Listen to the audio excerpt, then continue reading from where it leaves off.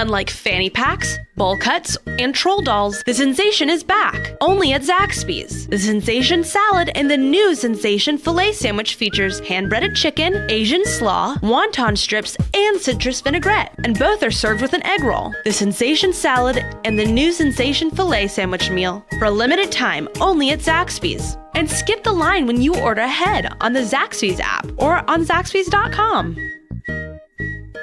From Tally to Cali, It's time to wake up. Wake up! Wake up! WarChant.com is your ultimate Seminole sports source. And this is Wake Up War Chant, presented by Zaxby's Now here's WarChant.com's Aslan Hajavandi and Corey Clark. What I'm supposed to do when he rats blue? What I'm Wake up! What up, everybody? It's Wake Up War Chant, presented by Zaxby's. I'm Aslan. Corey Clark here as well. We're at the Midtown offices. WarChant.com, your ultimate Seminole sports source. Use the promo code Adidas. You only got like 2 days left, folks. It's going to expire on Friday. Use the promo code Adidas, ADIDAS, to get 25% off a membership and a $75 gift card, an e-card, to Adidas.com. Also, while you're doing that, maybe stop by Seminoles.com/kickoff2019. Get your ticket for the official Spears and Cheers event. That's the Friday night before Boise, August 30th, Jacksonville Beach, Surfer, the bar. We'll be there. We'll in all all be our there. glory. All of War Chant will be there. Yeah. But especially you and I, which is the main attraction. I think allegedly we might be doing like a show from there, like live to tape. So Maybe. Yeah, we'll see. It might be adapted into like a Saturday drive for Or we whoever can else just come wear up the with it. headsets around even if we're not recording. Just do it. Just have fun with it. Yeah, we'll do all that sort of stuff. Corey, we were at practice 7:30. It was dusky. It was so beautiful out there, man. It was like a slate blue in the sky, a little orange glow. It's beautiful. It was nice. Another nice Tallahassee sunset, which is what Tallahassee's always been known for, is the sunsets and the gnats, apparently, because they come out. They come out to play around dusk, and they are relentless. Yeah. We'll talk about practice here in a second, but real quick, Travis Johnson, he of All-American fame at Florida State and then first-round pick of the NFL, of the Houston Texans, 6 years in the league with the Texans and the Chargers. We sat down, tried to get his thoughts on a 3-4 defense, what it means, his thoughts on how quickly you can kind of implement it. Also, maybe the best Florida State player he went up against. Corey and I asked him several of those questions that I just mentioned. He talked about them all. We'll play that a little bit later. Good in interview. this show. He's always insightful. Yeah. And always speaks his mind and tells us how it is. Yeah, we like Travis. All right, so practice Wednesday, or Tuesday rather. You're listening to this on a Wednesday. We got to watch 6 periods. I guess we saw a little bit of special teams. Let's talk about that. Some people want to know about special teams. We always talk about offense and defense. We'll talk about that as well. But special teams, it looked like they were kicking from – so the ball was on the 28, so that's 45 yards. Yeah. And then they put on the 30, so that's 47. Pro tip, everybody, just add 17 yards to wherever the ball is. That's the field goal, because the snap is 7 yards and then 10 yards of the end zone. So there you go. The more you know. And I need to go on to Seminoles.com right now because I don't even know the young man who was kicking head-to-head against Ricky Aguayo. But Ricky, they kicked 6. It looks like they kicked 6 field goals. Ricky made 2 of his 3. The other young man made 3 of 3. But to our amateur eye, or my amateur eye, I don't want to speak for you, Corey, Ricky's leg looks a little stronger, right? There's kind of a noticeable difference when the ball's coming off his foot versus coming off the foot of his compatriot, which I'm almost there. Yeah, he definitely kicks it a little harder, a little further, and much higher. Was it 36? I thought it was 38 who was kicking in. I don't see a 38. There's a 36 that's a kicker, Parker Growthhouse. Yeah. So it was 36. I also think I saw Fitzgerald kick a little bit, but you swear that you didn't. Either way. Not in that special teams period. When they were doing the 4-on-4 drill, like the knuck if your buck period, and they were kicking on the other field, that Fitzgerald was out there kicking at that time. Yeah, but Aguayo definitely has the stronger leg of the 3. He was 2 of 3, but yeah, man, I think he had some. He's had some bad moments, obviously, at Florida State. He was not good last year. But he was pretty good as a freshman and a sophomore. It wasn't like he was a disaster. Right. Last year was a bit of a disaster, but so was the whole season. We were spoiled. It's with his brother, and then he has to live up to that before name. Him, Hopkins, it's just gone on and on. But he's got a powerful leg, more so than I guess I even realized. And last year it didn't seem like he did. Like every field goal he kicked would just trickle over the goalpost by like 4 yards or 2 yards, and he's putting them on the roof right now. He's really hitting them with authority, so that's good to see. I would be really stunned, obviously, if he lost this job. I think it's his to. He'd have to really, really be awful in the next week and a half. Even then, I still think they'd be comfortable. I think they'd be more comfortable with him. Yeah. During that period, it is, I should say all hands on deck, but it's not just Mark Snyder kind of running the show. Randy Clements is out there talking to the linemen, making sure they're protecting properly on the snap and the hold and all that kind of stuff. And then, Mark Snyder and Rick and Willie, rather, are standing next to the kicker as they're planting and making the kick. So, yeah. Not much to probably glean from that moment, but again, sometimes people have been asking us about what special teams look like. Well, that's what it looked like. There was one period didn't see any punt returns or kick returns or anything. No, they get 5 minutes a period. They didn't even use all 5 minutes. It was like 4.5, and they blew the horn and probably to build in the 30 seconds so they could run to the next station to get ready for quote the real work. Maybe some people want to call it. So yeah, they're working on it. They're out there. Mark Snyder's doing his thing. I do wonder, If you're like Alonzo Hampton last year, if you're a dedicated special teams guy, like don't you look forward to the special teams period? Like, all right, this is me, man. This is my show. Let's go. Here we go.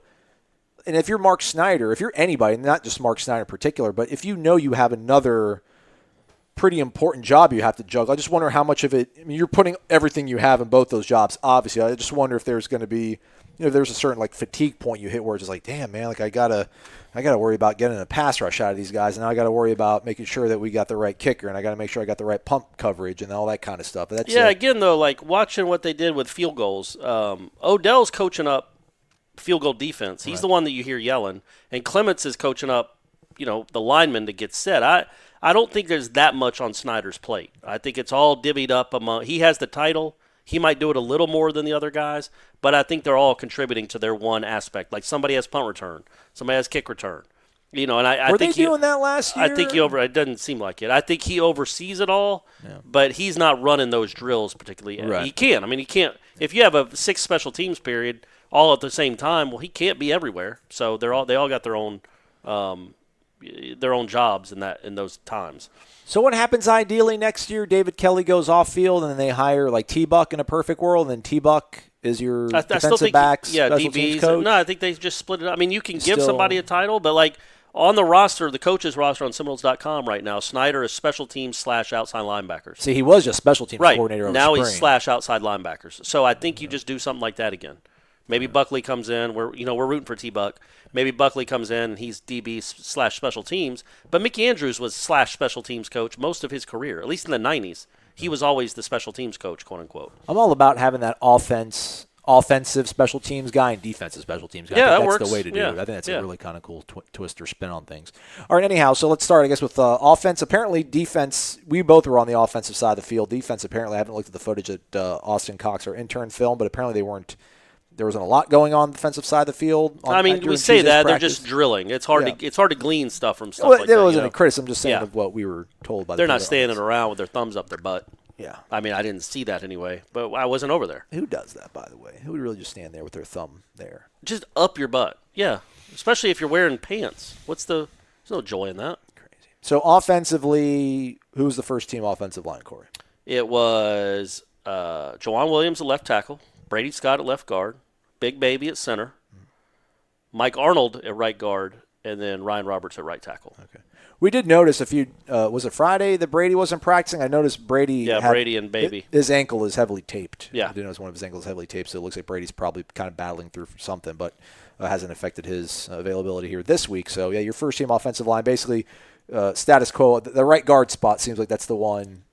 Yeah, that might not be decided until the Saturday of the game, or even weeks and weeks down the road. Yeah.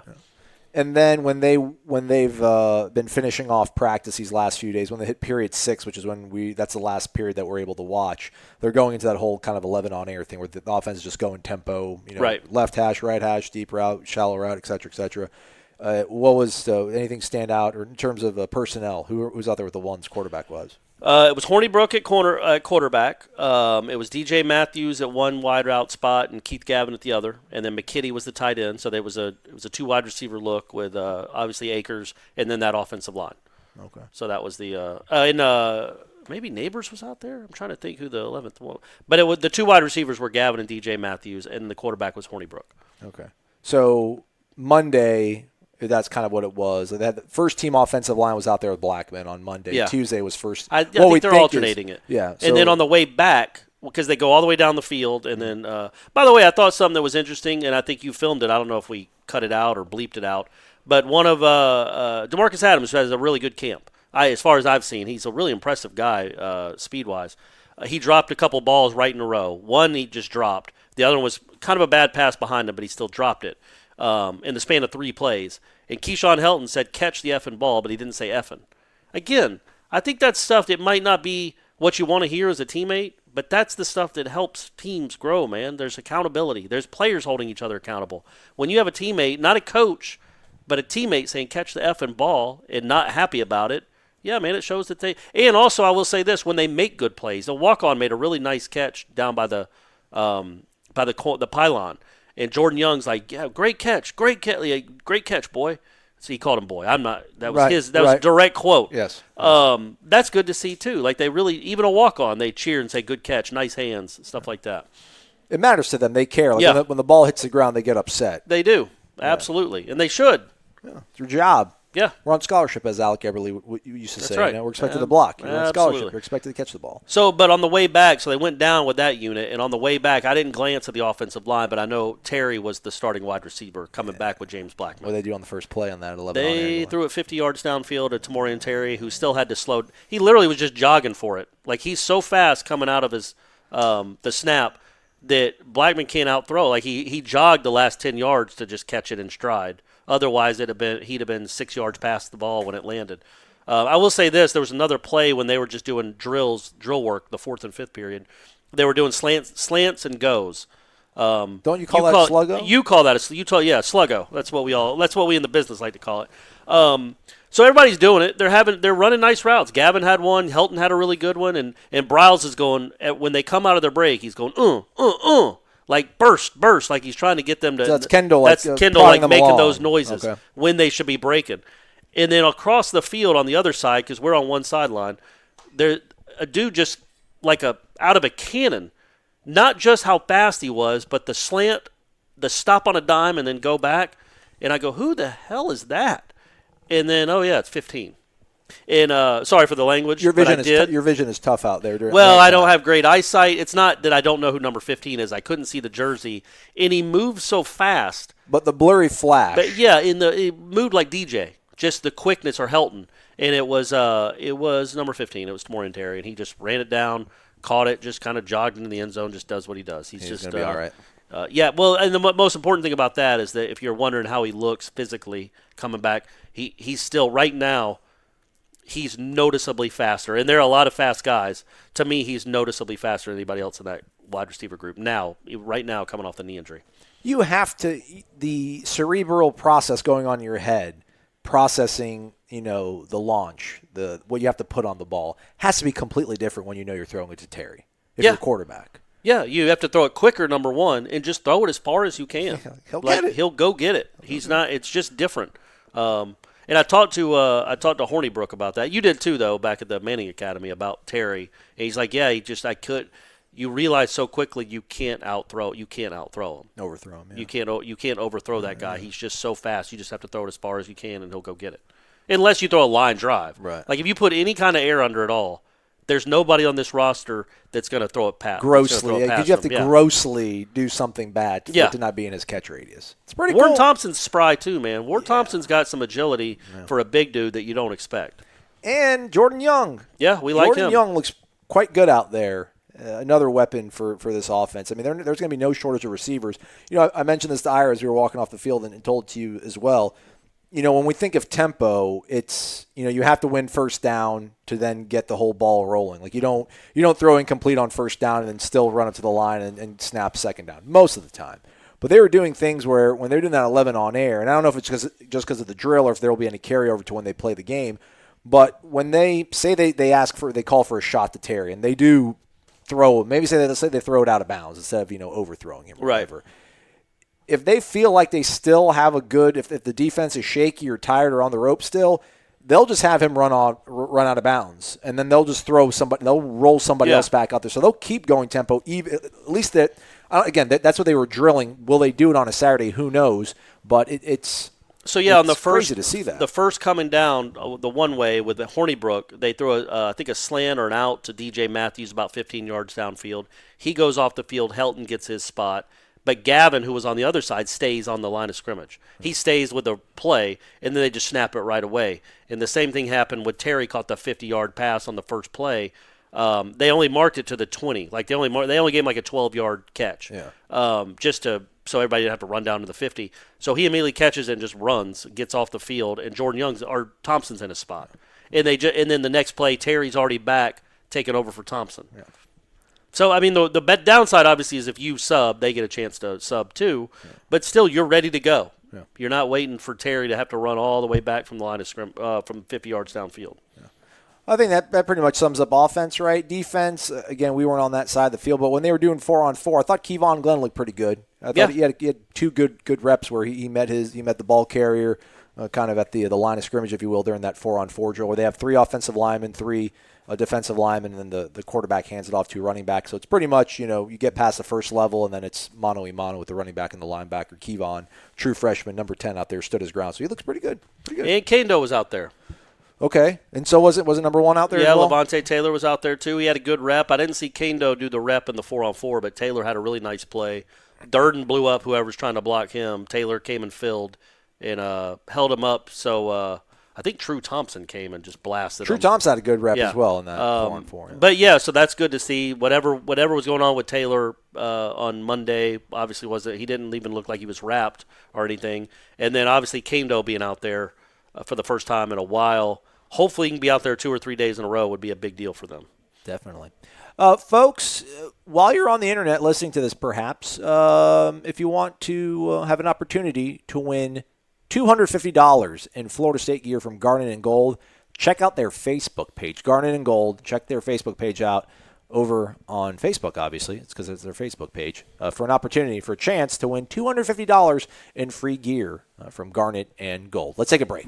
At Birch Orthodontics, they know what a difference a beautiful and healthy smile can make in your life. They take the time to get to know you and perform a thorough exam so that they can make an individualized treatment plan just for you or your child. They use the latest technology in a warm and comfortable environment. So whether you are interested in traditional metal or clear braces or clear aligners, they can give you the smile you deserve. They know investing in your smile means investing in your future. And at Birch Orthodontics, they are honored to be a part of your smile journey. Serving Tallahassee for 16 years and supporting the Knolls since forever. Check them out at birchorthodontics.com. BURCH orthodontics.com. All right, folks, here we go. As stated, as advertised, we have Travis Johnson, former first-round pick, 6-year NFL veteran, joining us here on Wake Up Orchan. I'm Aslan. Corey's here as well. Travis, thanks so much for joining us, man. How are you? Man, what's going down, guys? Y'all doing all right? Yeah, man. We're hanging in there. So, Travis, we wanted to bring you on here, obviously, to talk about Florida State, your alma mater. You're very active on social media to talk about Florida State. Follow Travis on Twitter, folks, TrapJ99. It's a really good follow. I promise you'll enjoy it. But, with Florida State making this transition to a 3-4 defense, I'm like, why not bring an actual defensive lineman on here to talk about the 3-4? One who, your rookie year, as I was doing some research on this, Travis, so your head coach was Dom Capers, right? Yeah. Okay, he's like Mr. 3-4. And then the defensive coordinator was Vic Fangio, right? Yep. Yes, Vic sir. Fangio is Mr. 3-4, and he's the head coach now of the Broncos. So I guess for you, being a 4-3 defensive tackle, how big of a change, or was it much of a change, going from playing in a 4-3 at the college level to playing, I guess, on the inside in a 3-4 in the NFL? Or were you playing on the end? Oh, no, I was playing on the end, and I played a little bit of inside. But I think it was a big change. I mean, I think to me, it defined my career. You know what I mean? It started off with, coming from Florida State, we get off the ball, pin our ears back and get off the ball. And, we penetrate, stay in the opponent's backfield, tackle for loss. And then when you move to that 3-4, you're almost catching blocks, when you're up front. You're reading and reacting. You aren't getting off the ball. You aren't setting the tone. So I think that's the biggest difference. And looking back, I think making that transition for me was never easy until I became, when I was a veteran in my last 2 years in the league. I played in San Diego, which we ran a 3-4, but it was a different style of 3-4.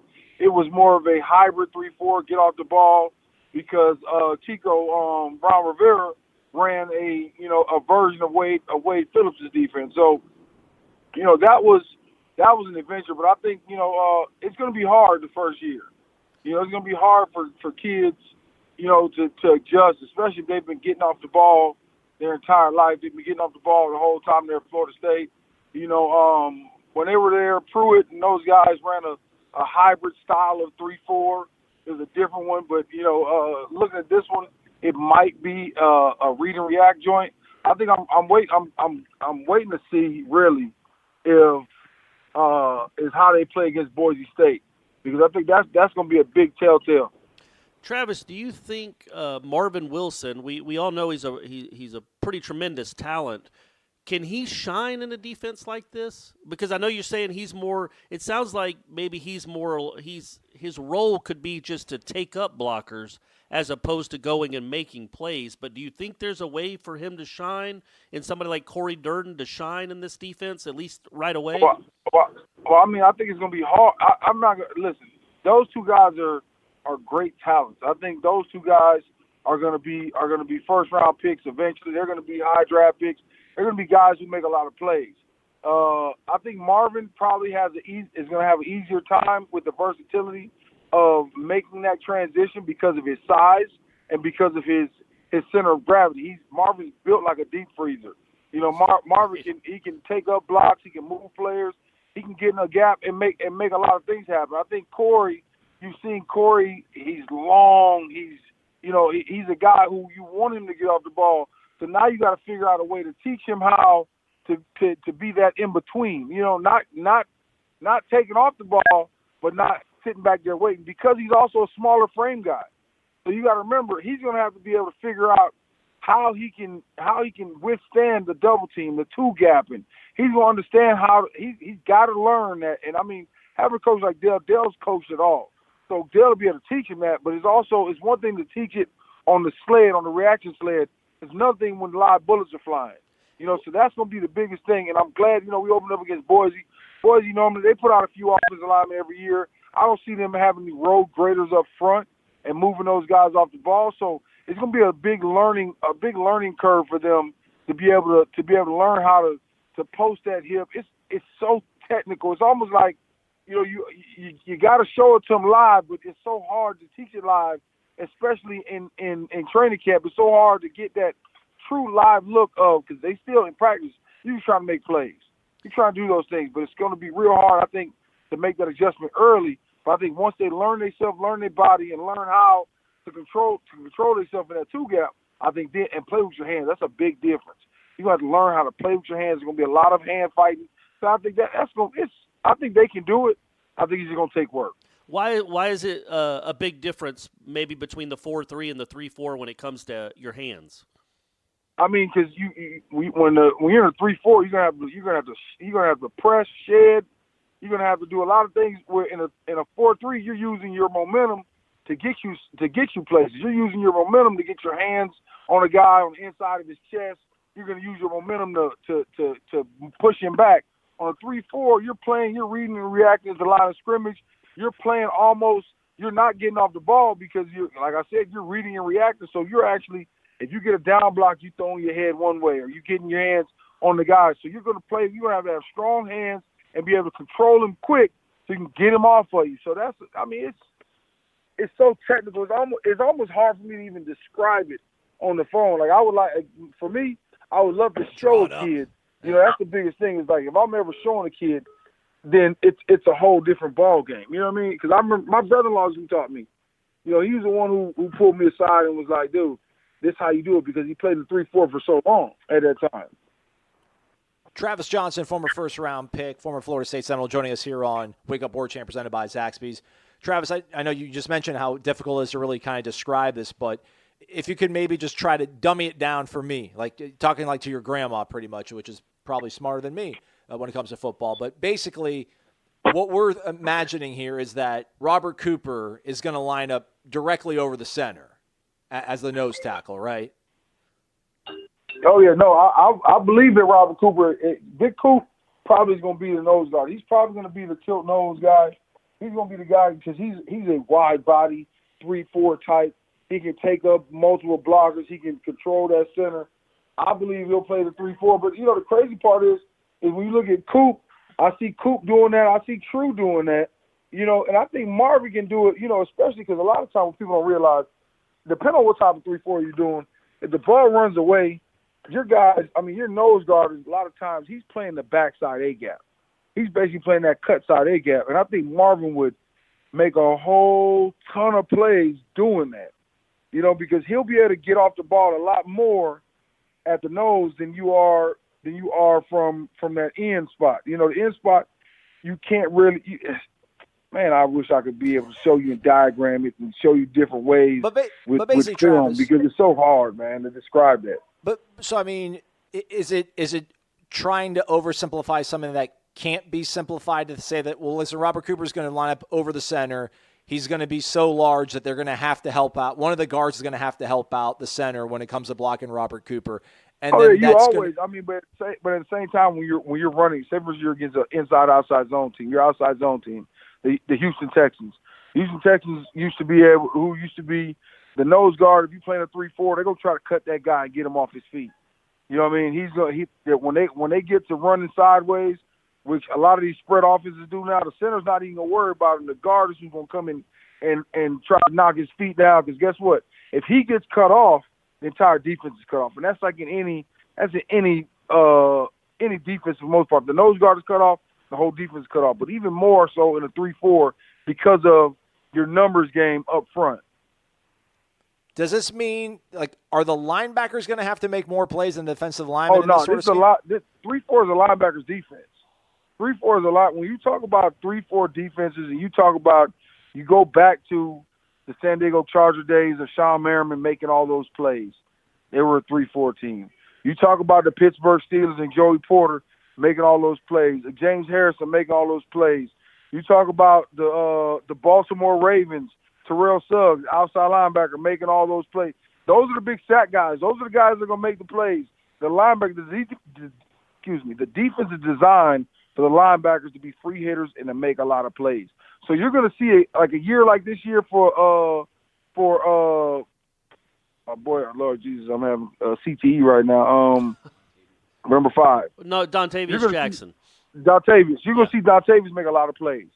You're going to see Kando, because where do they got Kando? Kando playing in or outside backer? Outside. So you're going to see Kando make a lot of plays. Because what it's going to do is the 3-4 is going to free those guys up to be blocked by just a tight end. You know what I mean? Or end up, if you mismatch them right, by just a running back. You see what I'm saying? So that's going to be big. When you look right now at the Houston Texans, you see what Jadeveon Clowney does, or you see what Whitney Merciless does, that's because they play outside linebacker in the 3-4. You know what I mean? It's freakish that you get a guy like JJ that causes such a big problem. Do I think Big Marv can do it? Yes. Is he J.J. Watt? No, he's not J.J. Watt. But yet I think he can make a whole lot of plays at that end, depend on the style they play.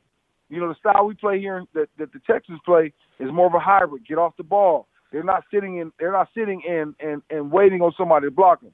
So it all depends on their style. I haven't watched enough film on what we're coaching up and what we're doing to be able to say this is the style of 3-4 they're running. Seeing what you saw last year, maybe the year before, Travis, do you think designing something to make Dontavius Jackson have to make plays or Josh Kando make plays is the best course of action? Yeah, because you got to get those guys involved. Kando's on one of them to get off the pot years. You know what I mean? It's one of those years where now it's going to be a big year for him. He's going to have to make a lot of plays. So you want to design something for a guy who's such a freakish athlete, a guy who can do so versatile. You want to design something for Dontavius to where he can be a free hitter. Dontavius when he came in, he was a bigger linebacker. he's not that big anymore. He's more of a runner. He's more of a he hits the open gaps. He does very well in certain aspects of the game.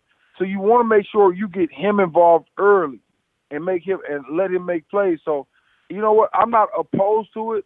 Me personally, I wouldn't like to play in it while I was at Florida State, because when you turn on the film of the great Florida State teams, you watch them guys getting off the ball. You know what I mean? Right. And the last 3-4-ish, in 2013 they won that championship. They ran kind of a hybrid 3-4, 4-3 look.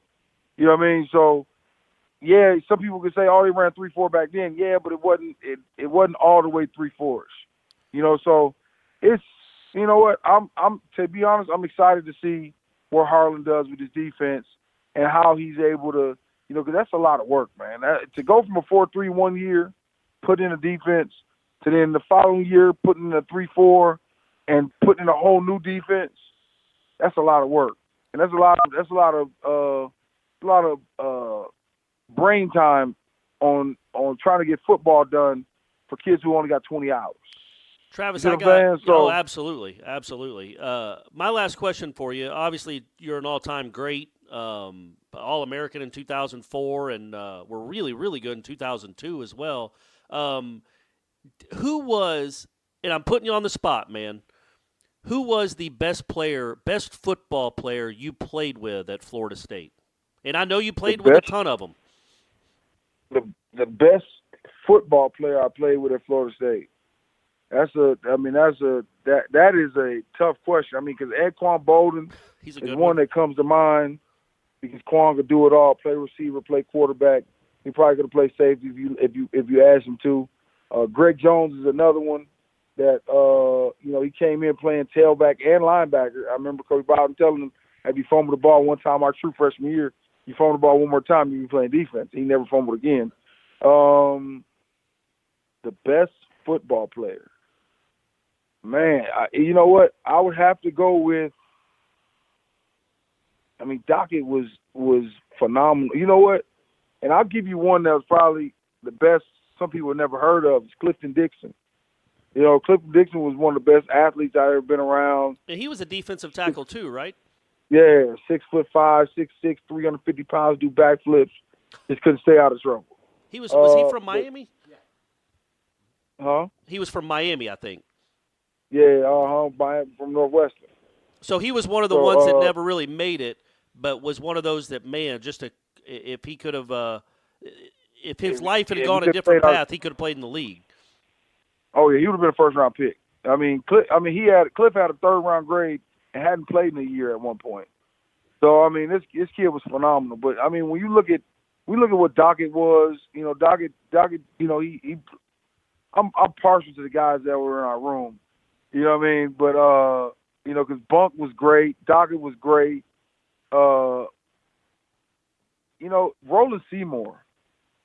I think Roland was another one of those guys who, if he don't get hurt in that national championship game against Michael Vick, who knows where his guy is.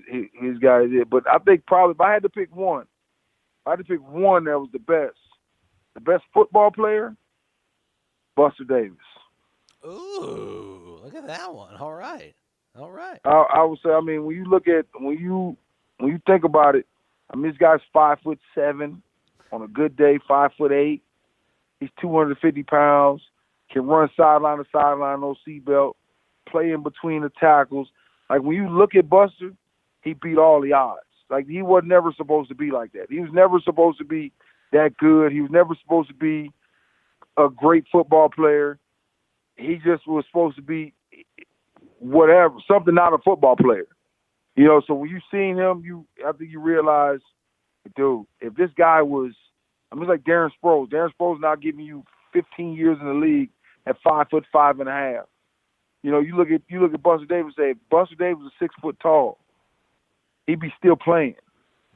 Yeah. So I think, I mean, I know for some people that's a reach, but I mean, when you talk about athletes, Antonio Cromartie comes to mind as far as one of the greatest athletes. This guy was 6'3", 205 pounds, and can run like a gazelle.